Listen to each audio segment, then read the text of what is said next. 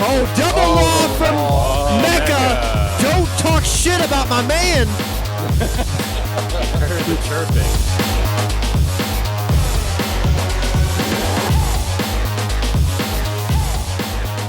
Welcome to USL Live and to the Season 23 Week 8 preview show. I'm your host, Romulocks, and this is a weekly podcast where we revisit the results from the previous week, discuss the upcoming matches, and try and predict the winners and how that will impact the rest of the season. Joining me to discuss all that and more, I am honored to welcome into the broadcast booth my co-host for this evening. First up, we have Mecca. Hola. We have Yosh. Hey. And we have Splittah. What's up, boys? Splittah, I think, is going to take a backseat for much of this as he missed some of the games. But for more information on Unified Skirmish League, including the schedule, rosters, or how you can be a part of this league, we ask that you please visit uslzone.com. All right, going straight into Week 7 games. Pay Pigs defeated Knock Your Punk Ass Down 128-33. Your MVP in that game was Mountain. Mecca or Yosh, any comments? Yeah, it's good to see Septicemia back. Also, Abbott made a return, which is pretty good. Like seeing him back. Ryan B got some games in. You know, obviously this is a rough game for those guys, but you know, they're still here. You know, there's been some talk that, you know, some people can't get over themselves in that squad or something. You know, there's Interesting comments, yeah. Yeah, there's some internal drama going on. And hopefully they can figure that stuff out because they got a couple guys over there that can actually progress pretty good. Mecca, anything from you?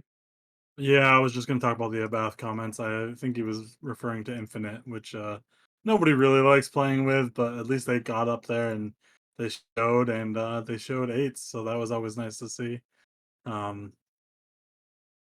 Surprised Danny died 9 times, kind of fucked my fantasy over. Other than that, not much.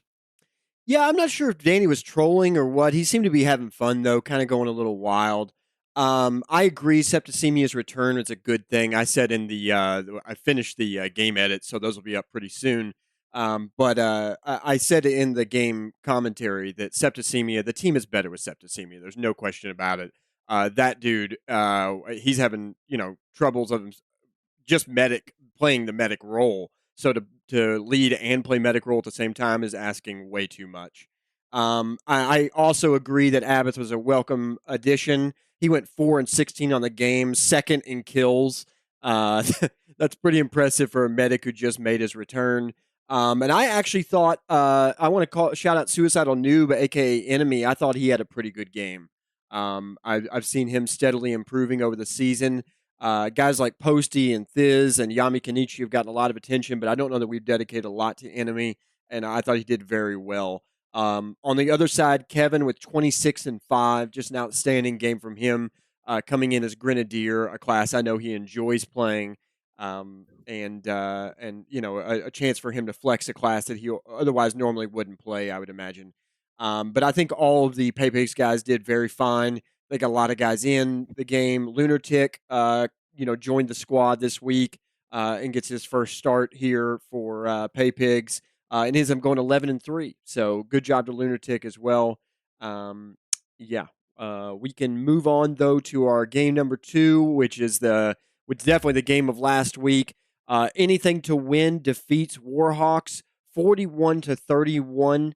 Your MVP was E, which is Eric, not ESO. So take it away, Mecca. What do you thought of me? Think about your guys. Yeah, this was another crazy game, back and forth. I think each team had the lead. I don't even know how many times the lead changed. Being in the game, and you don't really think about it. You only think about winning the next battle. So it was an interesting game. Urban Decay map is always going to be random and where the fights are. I think if people decide to push bottom right, there could be some rock fights. If people push wide left, there's going to be some left fights. I am glad that we had left. I think it is an advantage on that map still, because you can get the bottom on that left side. So I think that definitely helped us. But that being said, I think we lost all the battles on the left side, so maybe it didn't actually help us having the left side. Maybe we choose right next time we play that game. But yeah, no, crazy game, came right down to the wire. I think we were down 6 or 7 with 5 minutes to go, and we ended up just basically wiping them completely out. Soul got caught out underneath, and we kind of just pushed from there. And we had him surrounded, and he took the game from there. Yeah, just a super fun match. I enjoyed playing in it. It's very fast paced. Urban Decay does make a lot of fast paced kind of gameplay, so that's always nice to see. They came directly at us. They wiped us quite a few times. Had clean fights on us. I actually thought they did a better job of full clearing us than we did of full clearing them in a lot of cases. They played pretty well, and yeah, it was just super fun. Couldn't agree more. It was one of the better. I said it was one of the better USL matches I've ever seen. It was there was a lot of posturing. There was enough, quite a bit of that, but also a whole lot of action and a lot of movement. It was kind of a case study for younger players for really how to play the game at a high level. I'm glad it was recorded and preserved because it was a game that deserved that attention. In terms of individual performances, it was kind of the battle of the ATs, Eric versus Tactical out there, and I thought both of them did very well, very very well. I didn't realize how well Eric was doing until the end of the game. It was kind of a silent 11-5 for him. Tactical 7-5 was much more pronounced. I thought. I actually thought he had the better of the match until the last, I don't know, 7 minutes or so. I think I'm not sure how many. I'd have to go back and watch the tape to see how many Eric got in the end there, but I thought Tactical was having a really great match until the last like 6 minutes or so. I would have liked to have seen more from Gift, 1-5 on the game. Didn't necessarily have his best game, but leading. I mean, it's just difficult, especially in a game like that, to do everything. And I actually thought that Sav wasn't doing the best job of medicing at the very beginning, but then he pulled it out, ended up 4-4 on the game, which and definitely in the second half was much better than the first half. It looked like it was going to be Warhawk's game. It really did. And then disaster struck, and ATW takes the win. And it was it was a game for the ages. One that I'll definitely remember watching, and one that definitely will launch into playoffs. I'm excited for the it's a split 1-1 now. I'm really excited to see what happens in the playoff game if you guys end up meeting in that finals round. So well, that may be a bit premature. We'll talk about that here in a little bit. Let's go to the next one, which was Crap Shooters defeated Nexus 86-28. Your MVP in that game was Flash. Yeah, I mean, I thought Nexus played better overall. I think there was still a couple really dumb battles where you guys gave up perfect. There's one I distinctly remember. I think it was Bo and Mosh, and I don't know if it was you or Center in the bottom rocks, and you guys had a perfect angle holding southeast, and then it was 3-3. I think even Baza killed Oct on the far right, and then you guys just gave it up 3-3, and then fell into the middle of the rocks and just got surrounded and died. So there was definitely a lot of that still happening, but overall, I think you guys showed more flashes of being a competent squad. So that was nice to see, because there was a few battles that you guys looked dangerous and you did win some outright battles against them. But I think overall, I think Crapshooters also showed the best lineup they possibly could. So that doesn't help either. Like I don't think they could show a better lineup on paper than they did in that game. So that does not help Nexus' cause at all. So overall, I was encouraged by what I saw from Nexus. I think that you guys did definitely play better. Would have liked to seen Spoils again. He's MIA still.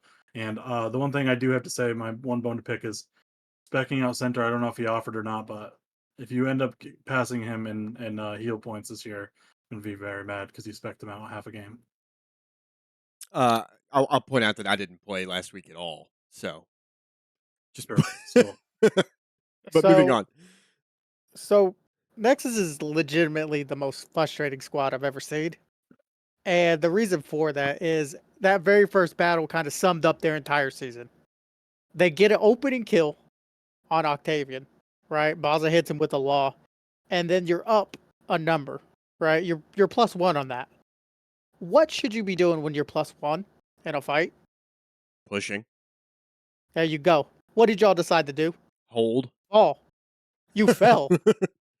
I Yeah. was like, I think in the cast, I was even like, what the hell? Like, I don't understand that. Right? Yeah. Especially that South choke. You can literally hold that with 2 people. Mhm. Hell, I think we hold it with 2 people all the time. I Yeah. think you'll right? see we realize that in the second half of the game. But yeah, I hear what you're saying, Yosh. Continue. Sorry. Like I don't understand some of the thought process that go on, and that's kind of like the most frustrating part of being like watching and casting your guys' games is because you guys have good players, you know, um, and to see you guys play the way that you do is just like a little bit mind blowing because you're not playing to your potential and what y'all should be doing. If you're up a number, you should be applying pressure, not trying to fall. It's like you don't have any confidence in your own abilities to hold a choke, especially a very narrow one, right? They're granted, there are times to fall, but that was not one of them. And it's just the same old song and dance every single time. And it kind of sucks because I like a lot of you guys. And I don't want to come on here each week and say that y'all guys are playing the game completely wrong. Mm-hmm. I don't know who's leading for y'all or what's going on, but have some confidence in your abilities, guys. Like you can hold a choke. You throw a grenade and it stops a push. I think you Like, absolutely nailed it there with confidence. That is the issue. That's the issue all season long. It's people who a bunch of mid tier players who typically fill out rosters on top tier squads who must be micromanaged, and now there's nobody to micromanage you.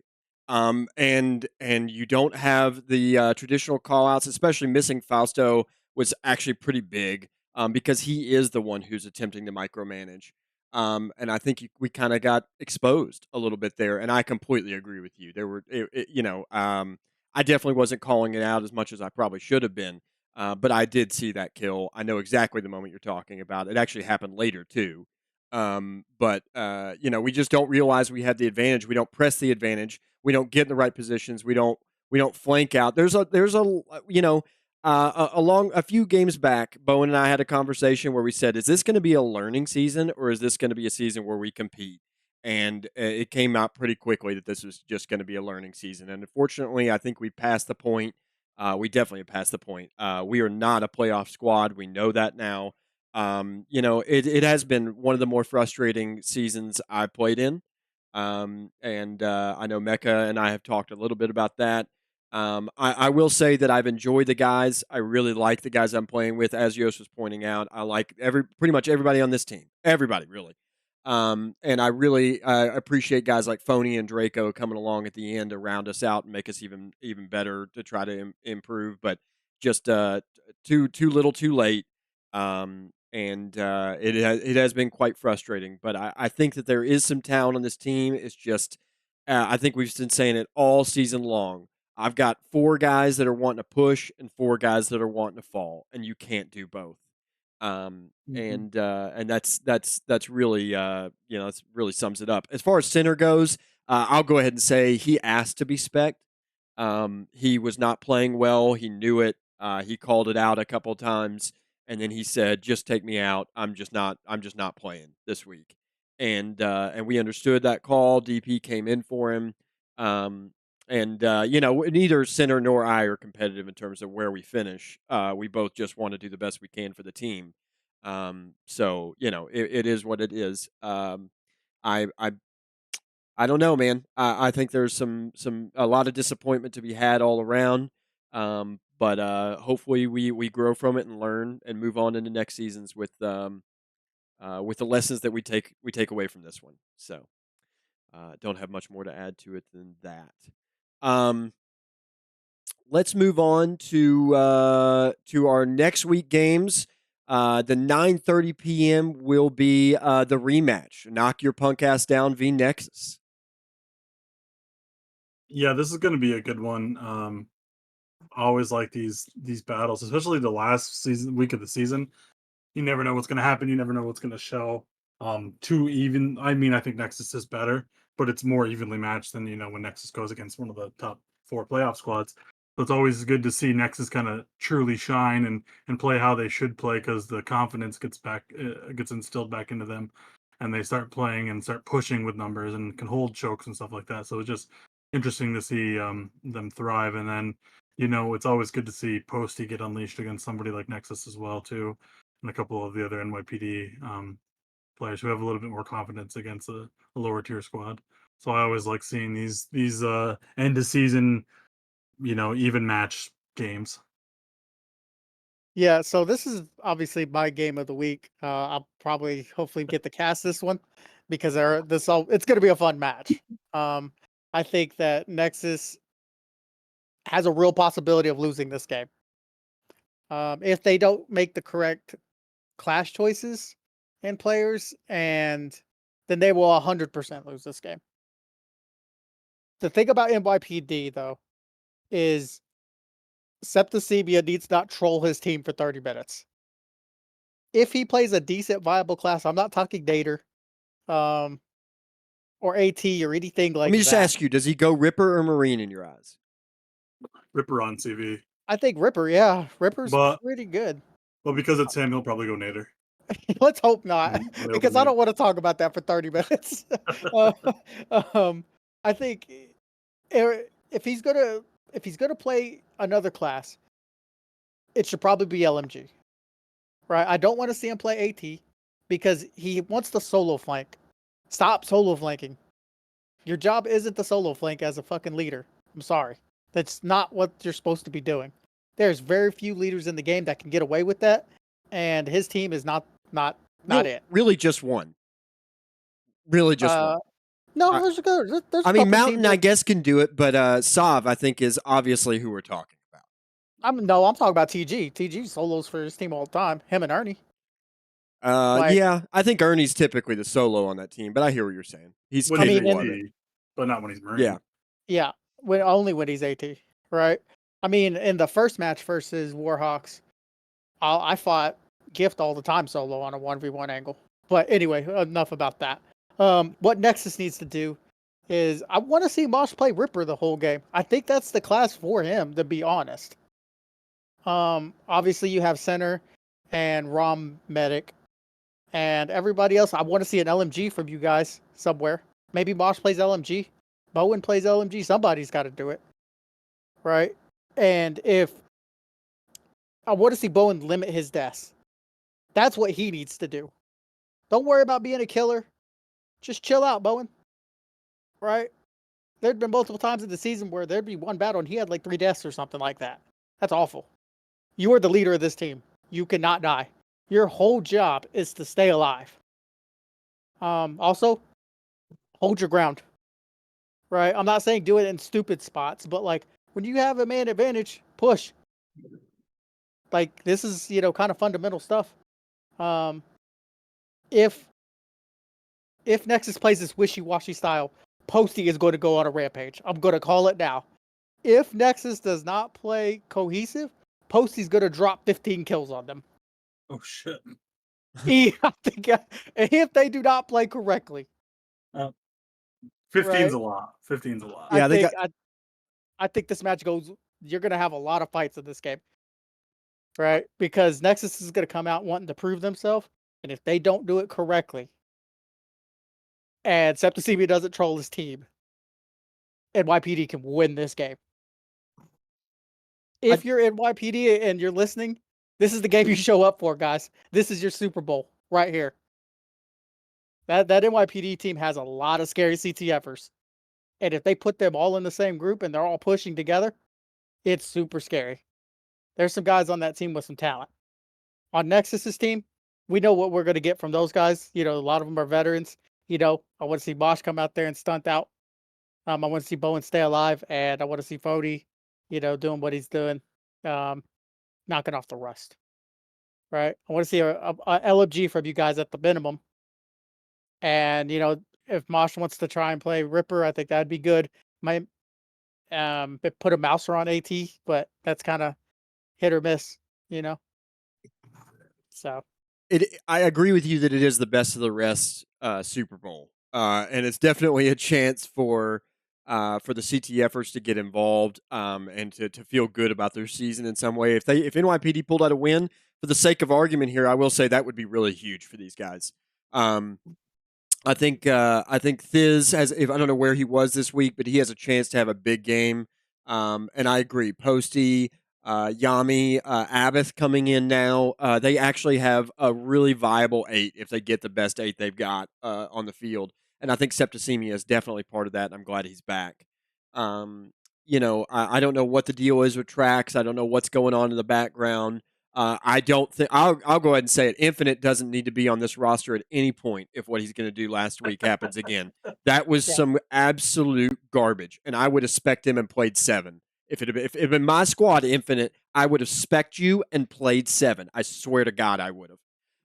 Yeah. And That's the Infinite experience, man. that was unbelievable, is what it was. And you were absolutely trolling mid match, and it was unnecessary in every single way. That said, I would like it for these guys. I do think they have a chance. I don't know they have as strong a chance as Yosh says, but they're definitely the chances there. And I agree. A big part of that is that Septicemia needs to play Ripper. He needs to match Ripper. I don't know if we'll run a Ripper. I don't make those calls, so I'll let us, Bowen and Fausto choose whatever they want to do. But it'll be a fun game. Another one I wanted to call out in the previous game was Baza. He got to play a full league game with not really that bad of latency last week, and I really hope he gets to play another one. That kid shows out every single week and plays so hard. And I love the fact that even in New Zealand he got a chance to play, and that people didn't bitch too much about his lag. I really appreciated that, and guys like Phony and Draco, I'd like to see him perform again. Guys like Fresh and Mosh, would absolutely like to see them show that they've got it. They've got it in the tank. It'd be the game to prove out. So, let's look ahead to the 10-15 here and go to what is this? Crap shooters versus anything to win. It's going to be an interesting match. I think anything to win takes it. I think we won by like 30 last time, 40 maybe. The thing is, I've never personally SB'd on this map, and I know our chemistry is going to be kind of weird in this map because half the people have not played, or if they have played, it's been like 1 or 2 SBs. So if we don't SB this week at all, it's going to be an interesting time. CS is pretty active, so they're going to get a lot of SBs on there. So we'll have to just catch them out, and we at least watch some SBs and see what people are doing to try to catch them out. I still think that we win by 30-ish, maybe 40, depending. But I think you'll see some interesting classes on this map from both sides. Like I think you see Oct Ripper. I might rip on our side if Sov's not medding. If Sov's med, maybe I'll rip. I don't know. Maybe a sniper. I mean, CS should be probably running a sniper on this map. Like I think Back should be sniping. If Pister wants him to, if he's not feeding too much. So it'd be interesting to see. I think the classes will be the most interesting thing on this map. I'm looking forward to that a lot. Yeah, I don't know how this match is gonna play out. I think I've played a combined total of 2 SBs on this map total. I know they changed Yeah. the mid part of it, which I guess looks kind of cool. Yeah, we'll see how it plays out. Should be okay match. Split, you there? Split has gone AFK on us. Yeah, I mean, I definitely think ATW will take the win, but I think it'd be much more interesting if the lineup that showed against Nexus shows again. With Ninja, Sabotage, Backs back in the roster. I mean, I think those top 3 right there are really dangerous. If Pister's rolling the way he's supposed to be rolling, England as well. England is, he's been throwing the rust off, and his streams are pretty solid. Those top 5 Marines right there can really do some serious damage. And then you add to that, Flash and Oct and Negi. I think that Crap Shooters has got the makings of a team that can do really well in playoffs. And this game against ATW is a really good chance to flex that and get some to work out the kinks ahead of time. So this is Can you hear me? yeah, we can hear you now. Go ahead. You got any thoughts on the Crap Shooters game? Crap Shooters ATW? Yeah, I think it all depends on Pister. This match is going to be at home, though, so it's kind of like hopefully Pister counts this one better than he did try to last one. But more than likely, anything to win will probably win by at least 30, I would imagine. But I do think that Sabotage is probably going to go off on this game. We'll definitely have some. I have a question about Sabotage, actually, in the mailbag. We'll get to that here in a little bit. I don't really have any other comments on that one. Let's move ahead to the game. I think probably the game of the match of the week, which would be Pay Pigs versus Warhawks. What do you think, Mecca? This is going to be interesting. I don't I mean, technically, Warhawks can still get rank 1, but I just don't think it's going to happen. They would need to beat Pay Pigs by like. I mean, if we lost to CS, even they'd still need to beat Pay Pigs by 50. So I don't think seeding actually matters. But I mean, this is most likely going to be a preview of round 1 of the playoffs. So I think we're gonna see the best plays from both squads. I think that the best lineup has to show for both squads too. Who knows with Soul, but I still think Soul is one of the better members of Warhawks, even if he's had kind of a down season. I still think you need him in there. I still think he's a great Marine, especially on an open map like this where his dodge and aim can really come into it, and there's not so many physics to hide behind. So if both teams show their best lineups, I still think Warhawks wins, but I would not be shocked at all if Pay Pigs won this match, especially with how you can kind of slow it down on the rocks down there. So we'll see if Pay Pigs tries to take it to Warhawks again, or what happens. Because you remember that first game they played was just a absolute fucking mess at the end with the spec outs and the subs and SV lagging. So like I don't think we really got a good glimpse into what this matchup is going to be. So I don't think this is going to look anything like that first game with how bad that was with the lag and everything. So I think this is going to be a very interesting game. I'm going to predict Warhawks wins, but again, I'm not fully confident on that prediction at all. This is the kind of week that's, every squad you got, you know, potential playoff matches. You got 1 versus 4, 2 versus 3. I think as long as we beat crap shooters and if Warhawks doesn't hang like 80 on them, we should lock up the first seed or something like that. Um, I think this would be a pretty good match from both sides. I'm not sure how it's going to play out. I'm more interested to see how both sides play this map, because I'm not real familiar with it. But I think, Warhawks has shown a consistent lineup every single week. So I expect to see the best that they have. As far as Pay Pigs, we don't know what lineup they're going to throw in. Is Splittah going to show up? Is he going to be watching, House of the Dragon? Who knows?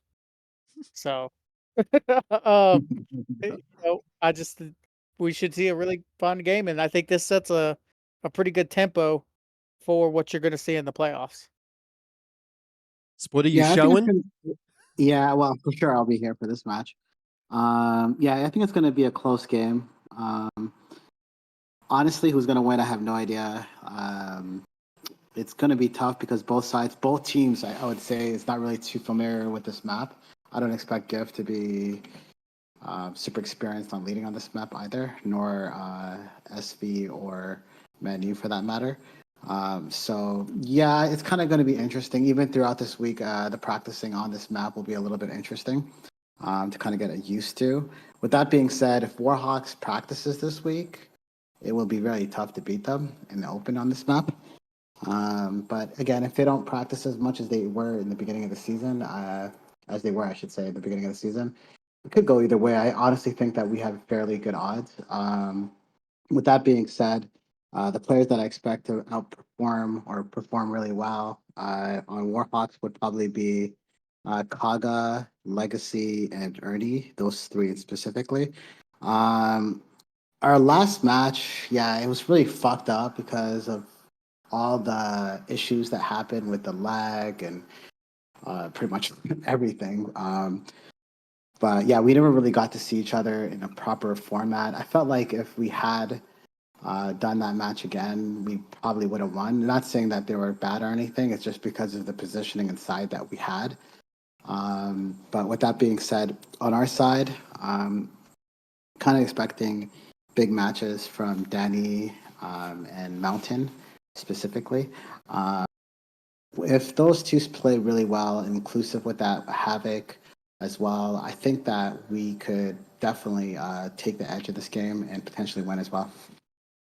Yeah, this is kind of a dry run for playoffs. It really is. And it's a chance for Pay Pigs to finally have all the pieces put in the right way. I completely agree with what everybody's saying that last match was kind of a throwaway. I don't know that I took anything from that game except that it's really bad to make substitutions when you're already outside of baselines. But, other than I mean, it depends on what roster you guys put out there, and it depends on who shows for Warhawks. I think I agree with what Mecca said, I think, earlier. Soul needs to show up week 8 and playoffs. He's a big part of Warhawks, I think. And, I think Warhawks are looking right now like the better team, but Pay Pigs have shown a resilience and an ability to slow the game down to the point that Pay Pigs kind of dictate the pace for every game they're a part of.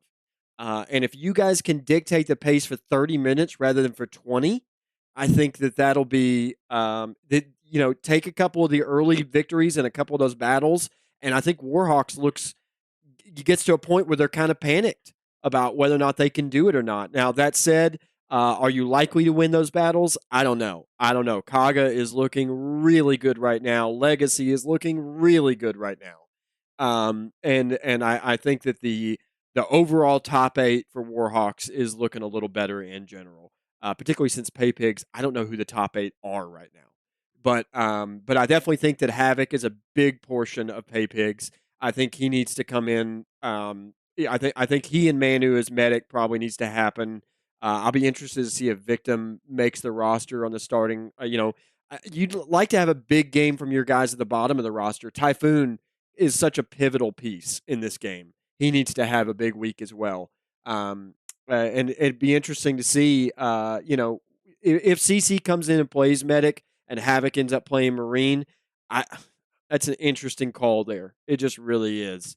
I don't know if he'll be available, but you guys have a lot of options. You guys can do it. It's just a matter of will you do it. And I think that the pace will dictate that decision ultimately. Any final comments on that game as the match? Does everybody agree that's the match of the week? Yeah. I mean, I think it's a close second with the NYPD Nexus game because I just think that's going to be fun. But I will say this. Sorry, Matt. Oh, if Pay Pigs tries to fight Warhawks straight up, right? Warhawks is going to destroy them. Warhawks has probably some of the best swinging potential of any squad I've faced. They swing probably the best that I've seen any team do it. Their cohesiveness when they're doing that is it's really, really well done. Right? For other teams that if you don't want to play the get vision type of style, this is more akin to how USL used to be played. Right? So they do a really good job at it. Yeah. Make any final thoughts about that? Or Nope. Okay. You're good. Let's go to the mailbag. This is for Yosh and Mecca. So let's start it off hot. Yosh and Mecca tout off weekly that these 7v7 games have to stop, and that it's bullshit that with a 14-man roster, squads can't muster 8 people to show up to games. Then in the rematch against the number 1 seed, they elect to go with 7s, even when they had at least 2 to 3 squad mates spectating the game who were present and chatting in pub. What thought process led you all to be such hypocrites? And is it really that important to sweat that hard in a game that barely clings to life? So I'll go and take this question. If we go back to season 11, right, of a championship match. That is a throwback. Yeah, we're going to go a little bit back here. It's the same core of players, that same Snakes core, minus a couple people. And this includes Mecca in that little core too, when he was a part of that. Yeah. So when he was a part of that, we had a championship match and we wanted to go 8. Right? They basically quit and forfeited because they had 13 people online or something like that.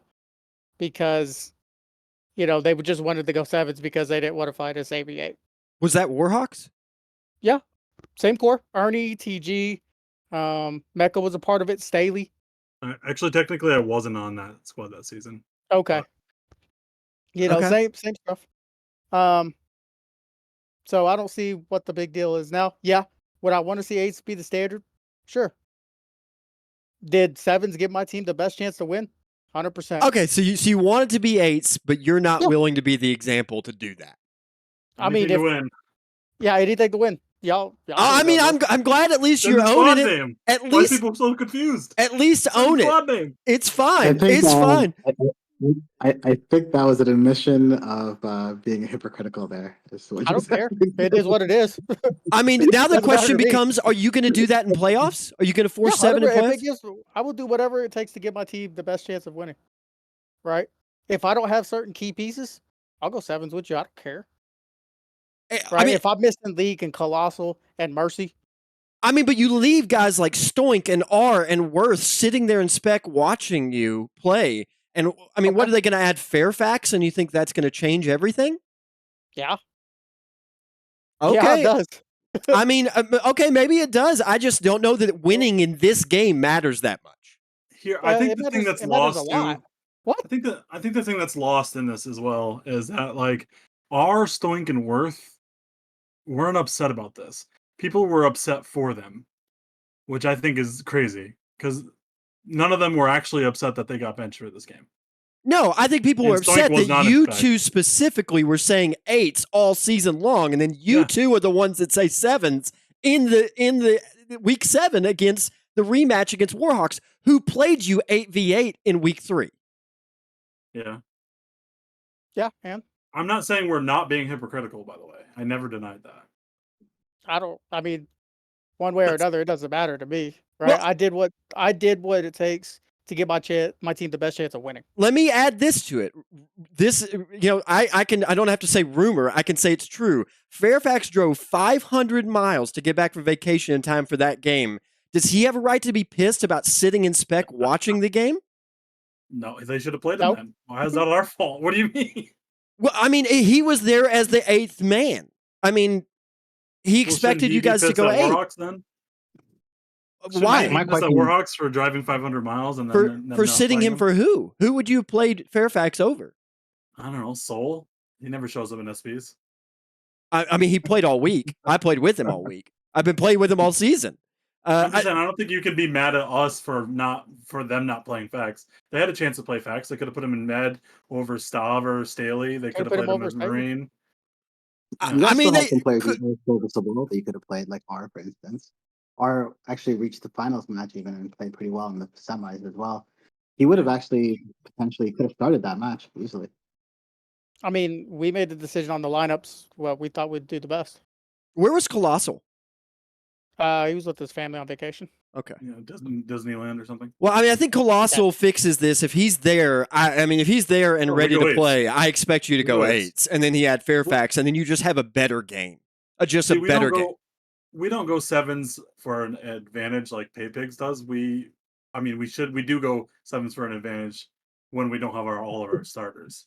So like if Jeff is there or Leak is there, we go 8s, no question. That was another one I should have mentioned. That's not why we didn't. It's not like if we had Jeff or Leak and Spec, we would force 7s just to spite the whole league and become hypocrites and have some big own. If we had our starters or even Mercy didn't show up till really late. He had a softball game go over because we were thinking about going 8s too if Mercy could make it in time, and Mercy just didn't make it in time. I mean, if you're gonna, I said this last night, if you're going to embrace the what's good for the goose is good for the gander mentality, I'm fine with that. I understand. There's been a lot of people that have forced 7s this season, probably more than any season I've ever seen. So if you guys are going to force 7s, too, by the way, versus us, I get it. All season. I get it. I just, as long as you're willing to own it, which it sounds like you are, we can move on. I'm cool with it. It's not. I wasn't in the game. What does it matter? Let's see here. Moving on to the next question. Does the league overhype Sabotage? If you look at his stats, all of his big games have been against Nexus and NYPD. But against Paypigs, Warhawks, or anything to win, he hasn't even gone positive. 5-6, 2-10, 7-9, 3-7. Those are horrible numbers. Are we giving Sabo way more credit than he deserves? I'll start with that one. I don't honestly, I don't think so. At all, actually, far from. Sab, I mean, if those matches, first and foremost, they're not easily, like, he's not going to have an easy time, especially when his team is losing by double digits, right? So he's not more than likely going to have a positive ratio when your team is losing by double digits to begin with. And second to that, Sab's skill is very easy to judge, right? You could see his aim, his law, his mechanics, his capability overall, and he's always been consistent as well from SOE to now. I mean, granted, when he first came back, he was kind of faded, but it does take time, and now he's back. And I would say that he's actually playing excellent overall. I don't think Sabo is a bad player. I think Sabo's a good player. I think half of what Split said is right. I think the issue is people like you, Rom, hyping him up too much, saying he's like gonna, or Split said earlier, oh, he's gonna have a huge week against anything to win, stuff like that. So the issue is when you hype him up like that, people think he's gonna have this big week, and then when he goes 2-10, people are shocked. Like you're not gonna have a good week against anything to win the Warhawks when you're on crapshooters. I It's think just not gonna happen. I think my quote So when was he you has to have a good week. Like no, I'm talking about in previous weeks. So if you said like, crapshooters, oh, right, Sabo's gonna come I'll, out this week, and he just doesn't. I'll still say I don't think I've ever said he's gonna have a big week. I think I've said if crapshooters has a chance against ATW, he has to be the catalyst because he is the killer on that team. And if he's not killing, if he's going 2-10, this is not my question. I just want to point that out. But if he's going 2-10 against ATW, that is not what his team needs from him. But yeah, plus he didn't go 2-10 against ATW before. I think it was like 7-9 or something like that. Yeah, I don't know. Sorry, he went 2-10 versus Warhawks. Yeah, and going further than that, honestly, 7-9 in a big loss by double digits is excellent, in my opinion. And yeah, if you could pull something maybe even 9-9 in a big loss, that's, in my opinion, that's a big match. That's a big play. That's actually playing great in a situation that you really don't control it, the whole thing. Do you know what I mean? But yeah, overall, I completely agree with you, Splittah. I just don't think I think it's the unrealistic expectations people put on Sabo. To like Sabo even going even on the season against being the 4th place team, going even against the top 3 is just not realistic. I mean, granted, it's 17-32 versus the top 3 teams. That's not good. But like, what can you do when you lose to Warhawks by what was it, 60? I mean, you're gonna go 2-10. Yeah. I just think it's unrealistic expectations put on Sabotage. I think Sabotage is a good player. I think you saw him play well in previous seasons on better squads. It just on crapshooters, not everybody can be good on a bad squad. It takes a special talent to get kills on a bad squad. And most of the time you have to play like I used to play on bad squads. You have to rat. You can't face good squads in the open and expect to get good kills. I don't disagree at all. And just to be clear, I'm just reading what was sent to me. I am not saying that I endorse these positions or that I'm arguing that Sabo has had a bad season or anything like that. In fact, I would argue that Sabo has had a pretty good season if I was making the argument at all. Moving on. Is kill-death ratio really the best way to determine seedings when 2 teams are tied? What are the pros and cons? The submitter of the question wanted me to add, the negatives are that it encourages even more rampant pat statting against lower tier squads instead of promoting playtime for your lower skilled teammates. And he suggests an alternative. Why don't we do duels or 3v3s that are used for the championship match? Why not implement a mechanism like this, or what other alternatives would you all propose? Quick question, Mike. Is it head-to-head first, or is it straight? Yeah, it's head-to-head first. Yeah. Head-to-head first. It's head-to-head first, and I think it's technically rating after that, but rating is reflective of your plus-minus, so essentially it's your plus-minus. I'll start with this one, too.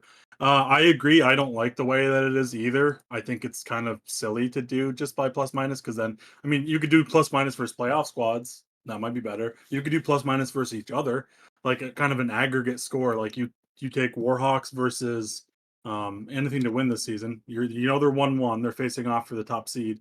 What's the difference in kills? I think. Let me look at it. Anything to win would be +3 right now. That's probably better, right? Like instead of taking in Nexus and NYPD into it, just say, hey, if they're tied, who had the better aggregate score? That's what they do in sports. That's what they do in soccer. So why don't we do it in here? I would fully support that idea. Well, what about the suggestion of the 3v3 duel? Why don't we do it for that? That makes no sense. I mean, in most other sports, they have, a point system. Right. Like, I'm fine with the way it is now. Would you acknowledge that it discourages the current system discourages you from ever playing Stoinkworth or anybody like that because, as you pointed out, you have to go 148-7 against NYPD in order to justify your #1 seed against Warhawks. Yeah, I mean that's the thing. Sov's teams are just going to push the rules. Like if that's the rule, then that's what we're going to do. I agree that that's the. I'm not saying that isn't the way it is. I'm saying that does not bode well for the league. That does not encourage other people to get playtime. Completely agree. I do not think that's the way. It should only be an aggregate of those 2 teams tied or playoff squads. It shouldn't have to do with non-playoff squads. That doesn't really make sense. Because then it turns into us on Kaiser Pass, getting 170 kills versus NYPD or whatever it is. Yeah. Well, something to think about in the offseason. I definitely think we should take that conversation and move forward because I think the goal should be to encourage more people to get play time, not to encourage running up scores. I'm But actually shocked that this has never came up before, though, because to most my of the time we memory. don't have ties. Because most of the time we don't have ties, so maybe nobody thinks about it. But yeah, I mean, there's been ties in the past. There had to be. This is the first time when everybody's really hearing it, but yeah, I don't know. Yeah. Yeah, but most of the time they were just like, all right, whatever, and just went Yeah. on with it. Didn't really care. In the last few seasons, we've tried to do a lot of different activities during the offseason. An all-star game, USA versus the world, even skirmish league. What does the panel think would be the best activity for the league in the offseason to promote activity and possibly bring in some of the CTF crowd? Soccer brawl. Honestly, soccer brawl's made. If they fix my turbo, fucking soccer brawl. That's good. Well, I think CTF is trying to do something for during the off season, so maybe our contribution is Going over there to play? go to play the draft league or draft tournament or mixed tournament, whatever they're doing over there during the off season, and then make friends with some of them, bring a couple back, have them start a squad, and hey, we'll go play your draft league. You guys start a squad in USL next season. What was it? CTF Tuesday back in the day? CTP Tuesday. Yeah, I actually really like the idea of alternate leagues, like CTFPL. Maybe if you can make it a 4 or 5 week, maybe even 6 week season at the most, and then we go right into USL after that. I mean, that it gives us a chance to work on our rules and do all the corrections we're going to make with no downtime and no loss of attrition from the player base. Gives CTF time to take over. Yeah, I mean, I am worried about that. They're kind of master race to a certain degree. I mean, I think the answer is pretty like, just go hang out with them. Go play games. You'll get in the mix once they mix. Yeah, 100%. You'll get into the mix. It's not like USL when you come in as a noob or from a different zone, you're never going to get in unless you actually join like NYPD or something. Like, yeah. The mixed teams will put you in. They'll teach you and shit. Shout out to ZMN for being the most welcoming guy on the planet. Dude messaged me and was like, I'm willing to teach you the whole thing. And I think that there's a lot of CTFers over there that are willing to just drop everything and I'll teach you everything about the game right now and you can even play today. I mean, ZMN teams is all I got to say. For the CTFers, they know all about that. Fade pub for a Dracula theme song, yeah. But they definitely do a good job welcoming players. Like that's the big advantage they have. But it, like I said in the past, it's very easy to do that when you don't have anything competitive going on. Right. Finally, my last question, unless Mecca, you have some. Which map? I got a bunch. I have one. Which map will win the poll for semifinals and finals for season 23? Also, which maps do the panel think is each playoff squad's quote unquote best map? Ooh, so that was actually part of one of my questions as well, but I'll let Yosh go first if he wants. Okay. As far it looks like it. Let me look at the poll real quick. Urban Decay is up right Yeah, now. it looks like it's gonna be Urban Decay for the semis.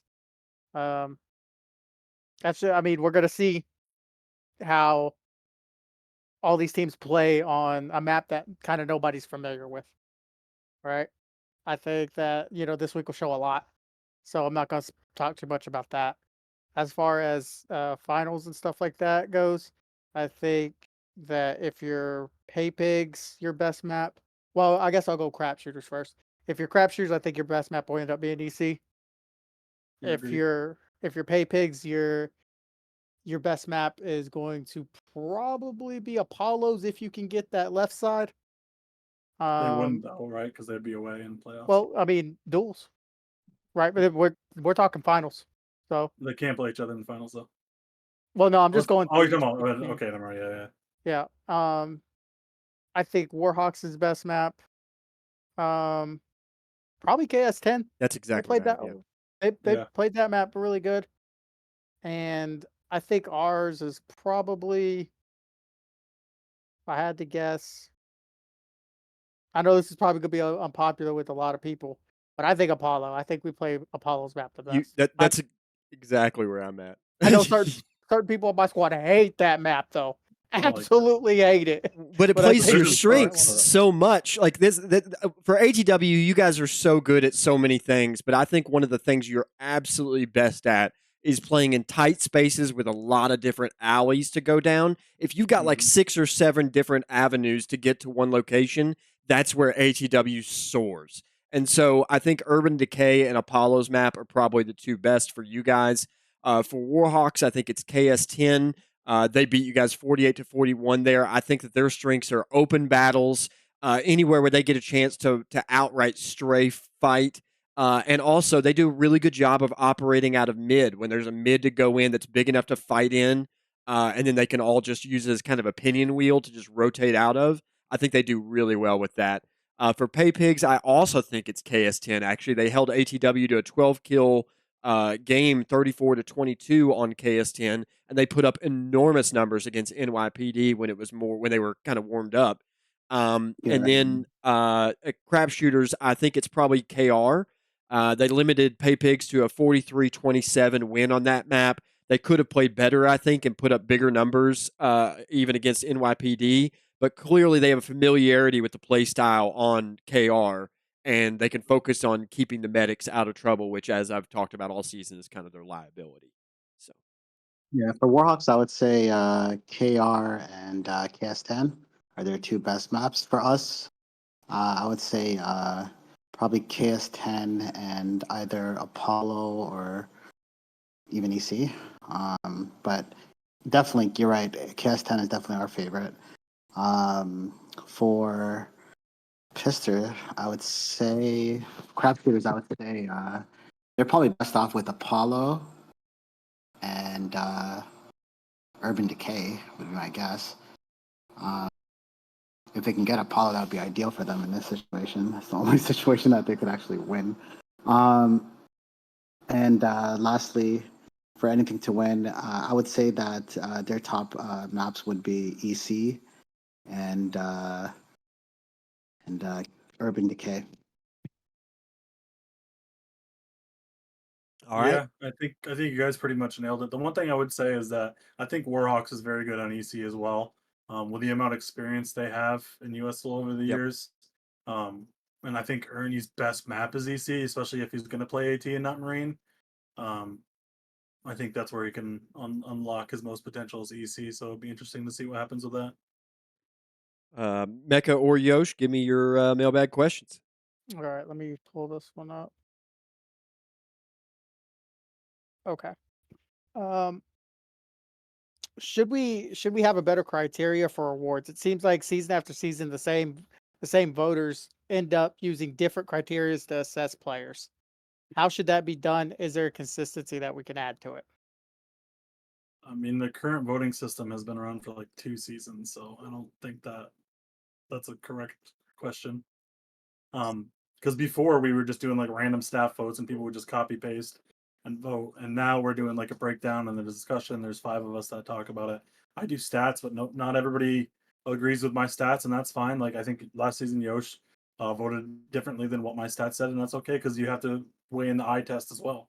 I don't think you can just do stats. I just put the stats out there just to give kind of an extra glimpse, an extra layer, and as opposed to people just copying and pasting, just like, oh, that guy went 129 and 10 on the season, even though 120 of those kills are against NYPD and Nexus, give him the award. So I think that we are making progress. I think it's a lot better now. I think the award voters this season are even more active as well. I know we got rid of Dave and added Splittah, and I think there's one more swap we did, but I can't remember off the top of my head. That's me. We got rid of. Oh, and we added you, Rom. Right? Yep. You came in for Apollo, right? So Yep.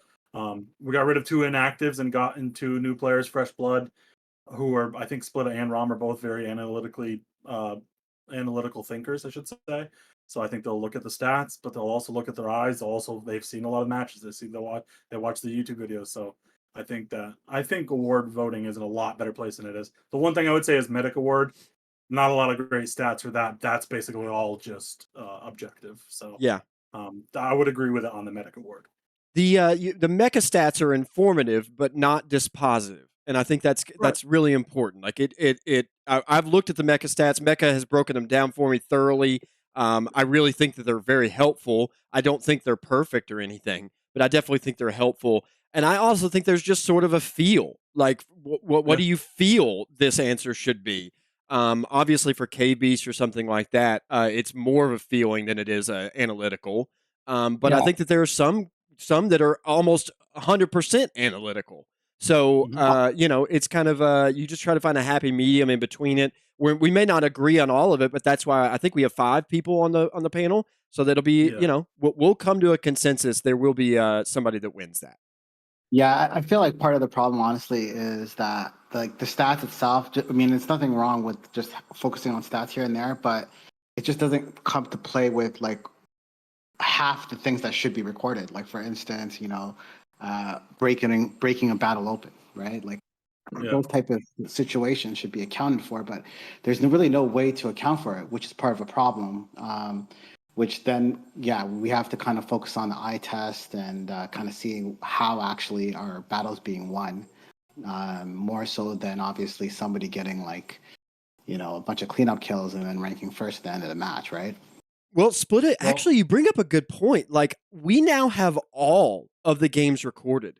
I don't see that there's any reason that I couldn't go through those games and look for break open battle, like whoever got the battle opener kill, and Yeah. just start a tally. Like, I mean, yes, it will take me some time, but Be my honestly, guest, not 'cause that I'm not much doing time. that.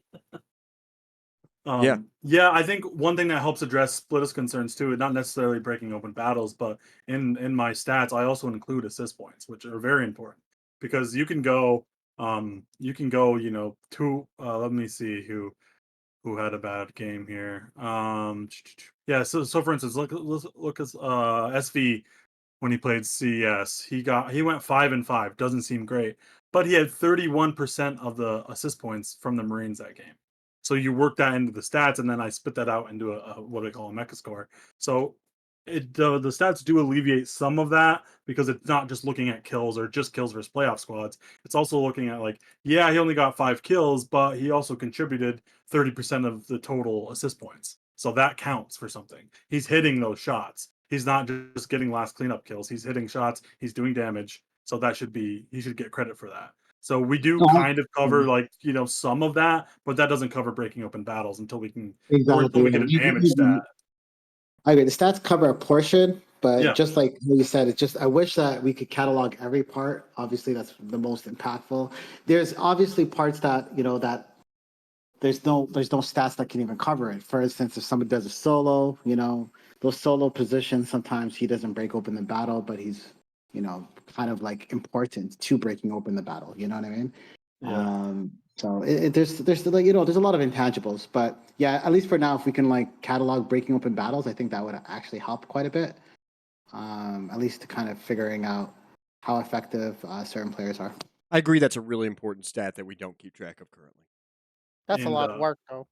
Yeah, it is. I wouldn't do that. If Rom wants to do it, hey, Hell no. we'll work it in. What? I also would say damage stats. If we may or may not be possible. Nobody really knows. Some people have suggested it is. Some people have suggested it's not. But that would go a long way too. Just raw damage stats, like how much damage are you doing? Yeah, I think that's one that we could probably work into the code. I've talked to Joven and to MP about implementing it. I don't know if it's possible yet, but I think we're going to look into it in the off season. I definitely think it'd be interesting to contrast the way that we keep the assist points with total damage.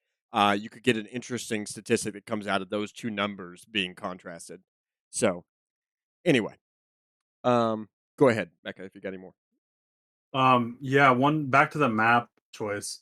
Now that it's probably going to be Pay Pigs versus Warhawks in the playoffs, what map should Warhawks pick to give them the best chance of beating Pay Pigs? So it kind of goes back to that map question. I think, if this is if they had a choice. This is just hypothetical because obviously it's probably going to be Urban Decay. But if they had to pick, which would they pick? Do you think they pick EC? That'd probably be my guess. I'd say EC or KS10 in a straight up just person versus person game. I think Warhawks wins it, and I think that's what they'd want. Maybe the worst thing in the world would be something like Apollo, where it gives them a chance to Pay Pigs a chance to slow it down and to pick their battles and use those crevices to kind of hide and stuff. I think that'd be the worst choice. If I was Warhawks, I would pick KR or EC, but obviously they are really good at KS10 too. But yeah, if I was them, I would pick KR just because they would get the home advantage, right? So that would make the most sense, in my opinion.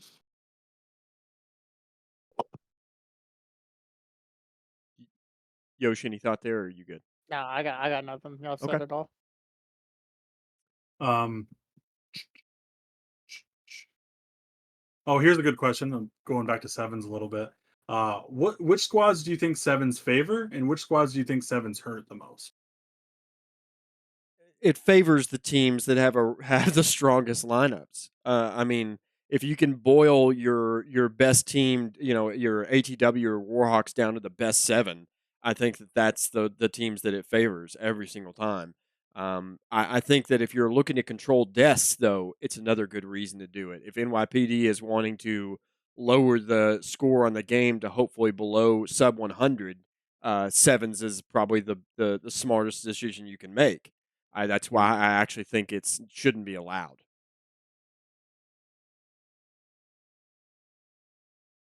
Um, Honestly, I think sevens. It's basically about who shows up for that match, and we just saw what happened with anything to win. They usually obviously have such a pretty epic roster. Obviously, the season being their weakest in terms of soft rosters, that it showed that they themselves will succumb to what everybody else has, right? Bottom line, people want to when people want to win, right? So they're gonna pick and play whoever they think will help them win. If they feel like they will win with seven, that's what they're gonna do. As for should it be seven or should it be eight forcefully, I would say seven still. The reason being that there's been plenty of matches that it was forced to because it was there was just not enough people there, right? And I don't think we're in a situation where we can just say, oh yeah, we can have to do eight because we have 12 people or 13 people on rosters or whatever the case is, that we should be able to, have eight people to show. When in reality, that from what I've seen from every squad at least, there's days that people are not there, at least not their ideal people, right? So with that being said, and because of the population that we have, I would say that seventh obviously makes the most sense. Yeah, and the one thing I want to point out too is you don't always need eights to have the best stat pads either, because I think you could do sevens with that as well. But so I agree though. I mean, I think if it's advantageous for pay pigs to cut off, if Soul was Warhawk's eighth, not that he is, but if Soul was the eighth for Warhawk and pay pigs, has Lunatic as their eighth, they probably go sevens, right? I mean, that's the way the rule is. So I think you're right. I think it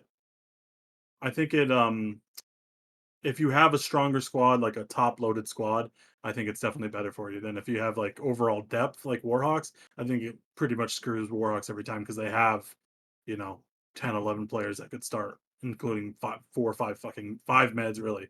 So I think it does hurt Warhawks the most, and I think it helps probably Paypigs the most because Paypigs isn't as deep as Warhawks or anything to win. I mean, if you ask that question, honestly, I would say that we're probably going to play eight if eight arrive, in my opinion. Yeah, I can see us having a player that we're going to bench at this point at all. that's good to hear.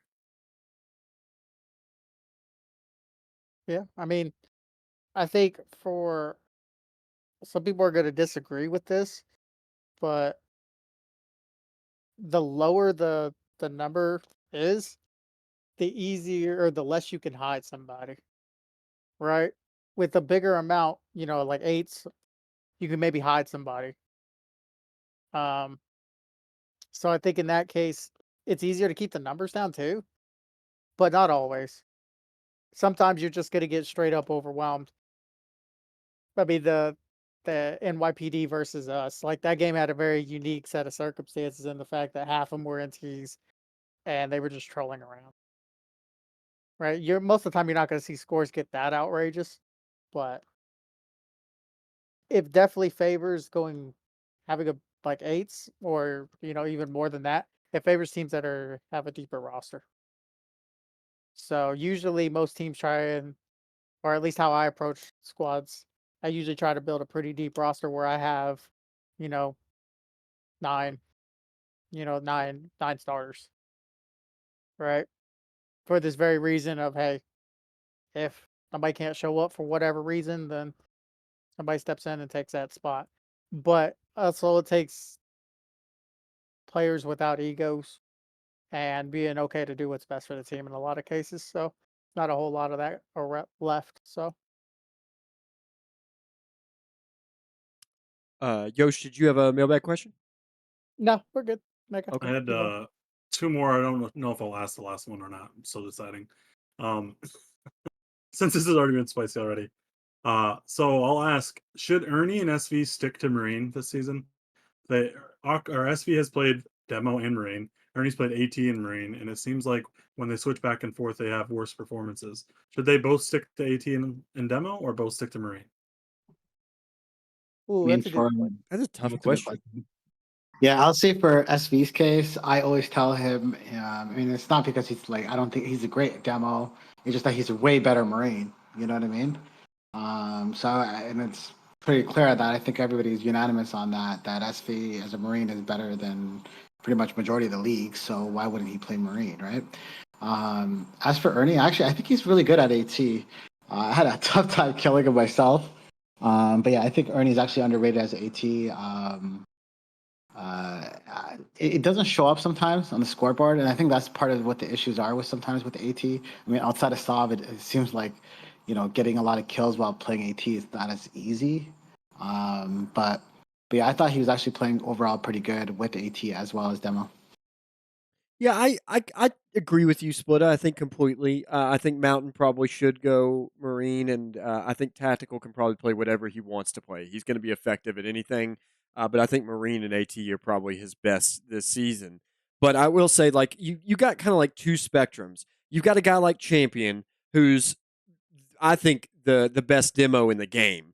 And if if he wants to play demo, great. If he wants to play Marine, he's going to be great there too. It really doesn't matter. It's kind of the same thing for tactical. Whereas you have on the other end of the spectrum, you have a guy like Oct, who I would much rather have as a demo than have as a Marine.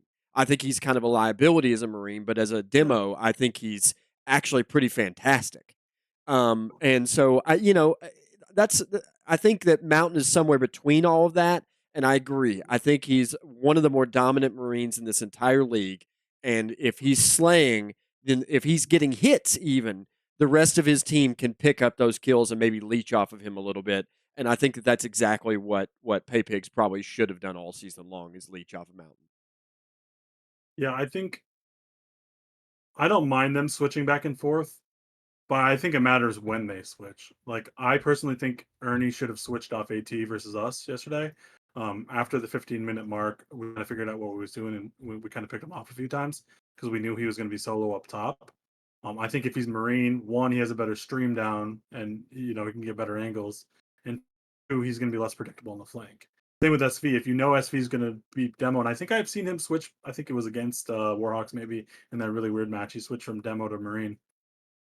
I think if as long as you're aware and you realize when you should switch back to Marine, then I think it's okay. But if you're just going to be, and I'm not accusing either of these guys of doing it this season, but I think if you're just stubborn and just going to play demo or just going to play AT, even though you feel and your squad feels like it's not working, I think that's where the issue is. Because if you're aware and you can adapt and switch back to Marine, a good example of this as well is Eric against Warhawks on KS10. AT didn't really work for him. I think if he went back, he would have played Marine most of the game. But that was part of our game plan, and he did switch to Marine later in the game. Probably should have switched earlier, and he'll tell you that himself. So I think if you're willing to adapt and change to Marine when you need to, it's fine. If you're stubborn, it's bad. Yeah. As far as that question goes, SV, I think he should probably be playing Marine. I just think as a leader, you kind of want to be able to have your streams be able to point to a guy and say, "Let's kill that dude," right? Um, but at the same point in time, I could see it works for their style. Like Mhm. demo is one of those classes that you can kill 2, 3 people, whereas a Marine you really can't do that a lot of times.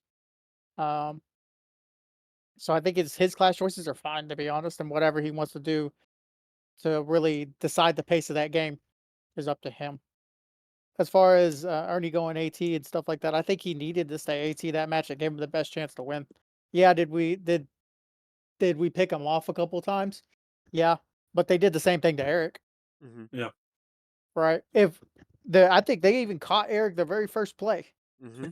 Yeah, left side. If he Yeah, would it have says like switched if he would have just thrown his hands up and say, "You know what, I'm going Marine," that would have instantly weakened our chances. yeah. Well, that's kind of what I was saying though, was knowing when to switch, not just switching if you have a bad death, but like, Yeah, I okay, mean, let me wait a few. I think AT is in a good spot that it provides just enough firepower over a Marine that it's worth running, Mm-hmm. right? I honestly, I think if you have the people to be able to do it, every team should probably run an AT in some form and capacity, just because the dash is really strong. Like that's what makes or breaks that class. If you didn't have the dash, it'd be worthless, right?